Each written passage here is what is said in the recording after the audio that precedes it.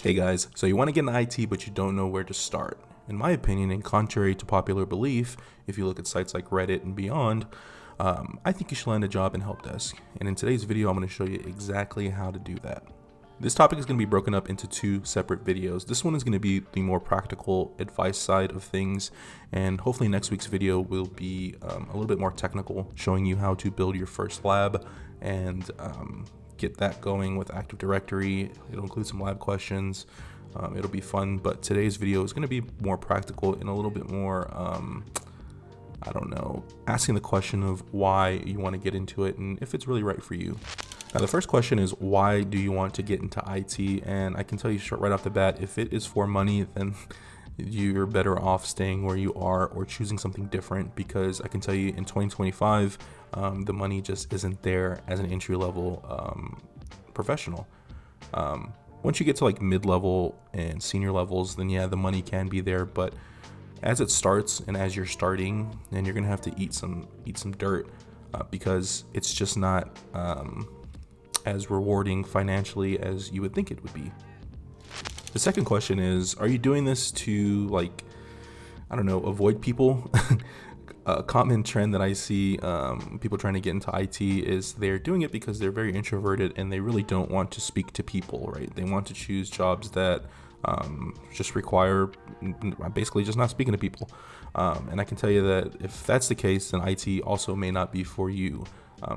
There are roles that exist where you don't have to speak to people, but majority of the time it does involve customer interactions with your team, so forth and so on. So if you come from a place of like retail or any 9 to 5 where you're speaking to people, it's the same thing. It doesn't escape you. You will talk to people.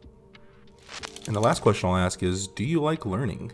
Oftentimes in IT, it is ever evolving. What it was in the 90s isn't what it is today, not by a long shot. And what it'll be in 5 years isn't what it is today. I'm sure the concepts and principles will still apply, but technology is just ever evolving, and you have to continuously learn and you have to enjoy it. Because there's going to be times where you clock out for the day and you have to study some more. That's just the reality of the situation. So if that's not something that you're willing to do, then I don't think that IT would be for you. Now, if you can get jiggy with all three of those things without any problems, then congratulations, you may be interested in IT. So now you ask yourself, what is next? Well, this question has been asked a lot on, pretty much I've only seen it on Reddit and I guess some YouTube videos where they ask, hey, where do I go from here? I want to get in IT, where do I go? And the question you'll see the most is help desk, right? You have to start from the bottom because you have to understand how technology works before anything else. Now, I know you're asking the question, what is help desk? To be honest with you, it is simply just tech support. You serve as the front line to help customers or people with any issues related to things, all technology. So this can be computers, printers, phones, whatever falls under the umbrella in your company and organization, you're basically helping. Now, I wish I could make that sound more glamorous, but unfortunately it's not. You do a lot of repetitive, mundane tasks, password resets, like I said, troubleshooting printers. But I think in that you also gain some special powers like troubleshooting and problem solving, and you also get exposed to, in my opinion, what your specialization is going to be. I think when you're in that level 1, you get exposed to certain things. I'm not saying you get exposed to everything. You don't get exposed to networks and the intricacy of building out a server or things that are a little bit more advanced, but you get to have an eye on it. You get to see like, okay, well, maybe I'm troubleshooting this printer and man, why is this not connecting? And you realize that it's a networking issue, and that just sparks something in you, and you start to maybe enjoy it and enjoy troubleshooting it, right? Or maybe password resets or multi-factor authentication. You like doing those things. You like working in Azure or whatever your tenant is, and you get more curious. I think help desk is perfect for people who don't know what they want to do. Now, why are people trying to avoid help desk? Well, I think it's just because, again, it's just a mixture of what I've talked about before. A lot of people want to make the money, they want to avoid people, and they just want to kind of like speed run the process. But I think oftentimes, more than not, they're doing that just because they don't know. They've probably been sold a dream. They probably see these YouTubers who are saying, here's how to get into this XYZ. You don't need help desk for that. Which, again, there are ways to avoid help desk in general, but why would you if you don't know what you want to do or specialize in? I think a lot of times you'll see people trying to get into cybersecurity, and majority of the people that want to get into cybersecurity don't even know what cybersecurity is. They think all it is hacking. And so they'll ask, how do I get into cybersecurity? I want to hack. And they don't even know what a network is. They don't know what an IP address is. They don't know anything. I was about to become a hater again, but before I do, let me just add one more point to the avoidance of help desk. There's a lot of horror stories when it comes to help desk. There's a lot of abuse in terms of just being at your wit's end from customers, from your team. There's a lot of horror stories behind that. But I think that, I don't want to say it builds character, but I think that's also a good thing. It's a part of the process, and you learn what to avoid in future jobs, in future specializations, future roles. You understand what team you want to work with, or what teams you work best with in terms of like learning styles or leading styles. And I think you just gain an overall appreciation for your next step in the journey. And the last point is, I think you should not stay in help desk forever. It should be 6 months to a year. By then you should understand what you're doing, the processes, and maybe where you want to go next, whether that's like I said, system administration, or on the networking side of things, cybersecurity, cloud computing, automation, you name it. Within those 6 months, you should already know what you want to do. All right, so hopefully I did not scare you away from a help desk, or hopefully I made you realize that maybe you should consider it. So the next question is, how do you get a help desk job? Well, first thing that you need to do is learn the basics of IT. You want to understand how operating systems work, right? Linux, Mac, Windows.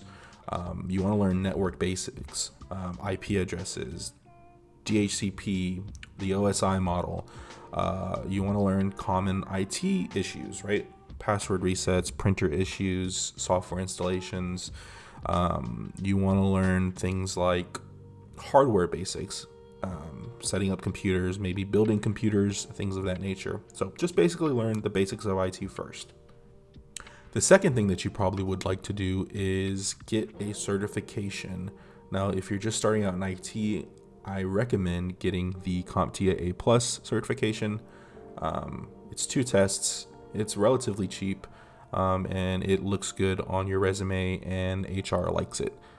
So I would recommend getting a certification, that one. And I would also recommend, if you have the scratch, getting one in, getting the cybersecurity as well.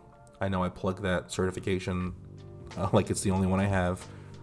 It is, but it also opens the door for a lot of help desk jobs as well, because I see those requirements, and it's typically A+, Network Plus, and Security Plus. But I would just recommend getting A+ and Security Plus. So get an entry-level IT certification as the next step.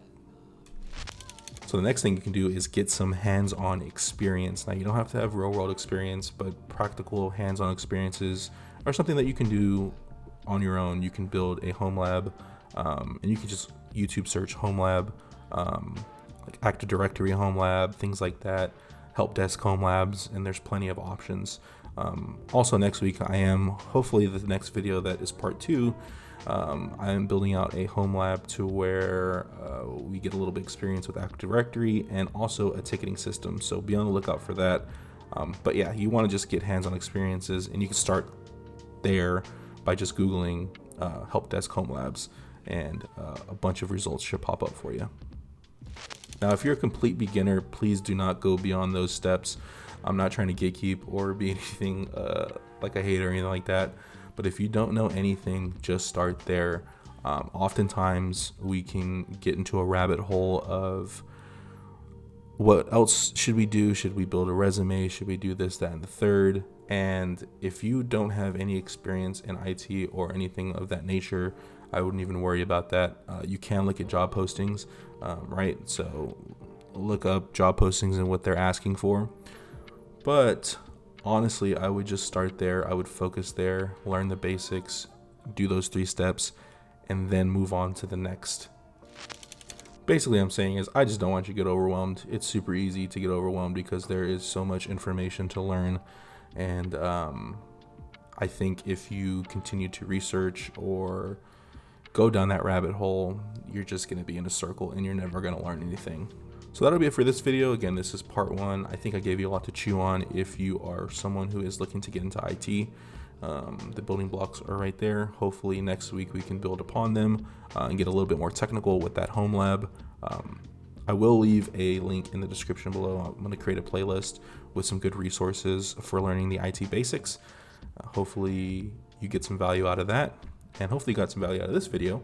And I'll see you next week for the other video. Be sure to like, comment, and subscribe, and I'll see you in the next one. Bye.